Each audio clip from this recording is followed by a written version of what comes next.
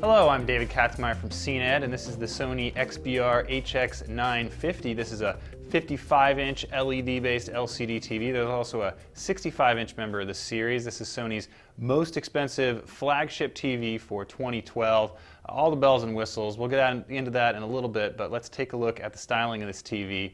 I really like the external design of this Sony. It's a beautiful look. Sony calls it a monolithic display, like a lot of the other previous high-end Sony TVs. This one's a little bit different with the stand. It actually has this sort of circular stand on the bottom here. You can see it's chrome-plated, kind of encircles the platform that it's on, and it really makes a nice accent to the TV itself, which seems to float above the stand. Of course, like the other monolithic sets, it also has a black bezel, looks like a black slab when turned completely off, and one pane of glass along the front completes the really nice design. Sony's remote, on the other hand, isn't quite as nice as on previous years. It looks a little bit cheap for such a high-end TV, but of course we expected to replace it with a universal clicker. Sony's feature set doesn't include the gesture recognition or fancy remotes found on other high-end TVs, but it does have plenty of smart TV content. The built-in Wi-Fi can access a whole bunch of different content suppliers, including Netflix, Amazon Instant, and a host of smaller niche services. They're a little bit more difficult to get to. Sony did layer all that content among 3 different menus, so it can be a little bit difficult to navigate, but all told, there's plenty of content there once you can find it. Sony's picture settings aren't quite as advanced as some of the other high-end TVs out there, but it does include a whole host of picture presets. Of course, adjusting between them can be a little bit confusing, but at least you can make those adjustments and not have to worry about dialing in a whole bunch of different picture settings. The default picture settings on this TV are also quite accurate.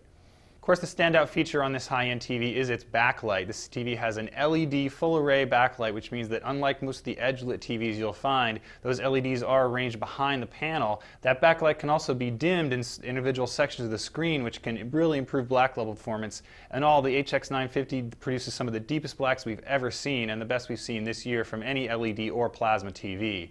The set's blacks are inky, especially when you turn out the lights and watch a dark scene. It really does pop. Plenty of contrast on this TV. The downside of the local dimming, though, is that you do get a little bit of blooming artifacts. If you have like a lighter image on the screen in a dark background, you might see a little cloud there. Of course, that is a little bit subtle compared to a lot of the other artifacts we've seen, and we'll take it any day for the improved black levels. The set also has excellent color and very good video processing. On the downside, it doesn't really maintain its image from off angle as well as we'd like to see, especially for a TV that gets this dark.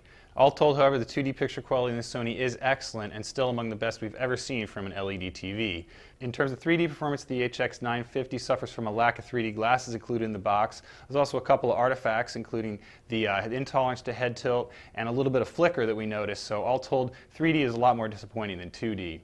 And this Sony's backside is as packed as you'd expect from a flagship TV. There's 4 HDMI inputs, a component video input, a PC input, and 2 USB ports for photos, video, and music. That's a quick look at Sony's XBR-HX950, its highest-end TV for 2012. I'm David Katzmeyer for CNET.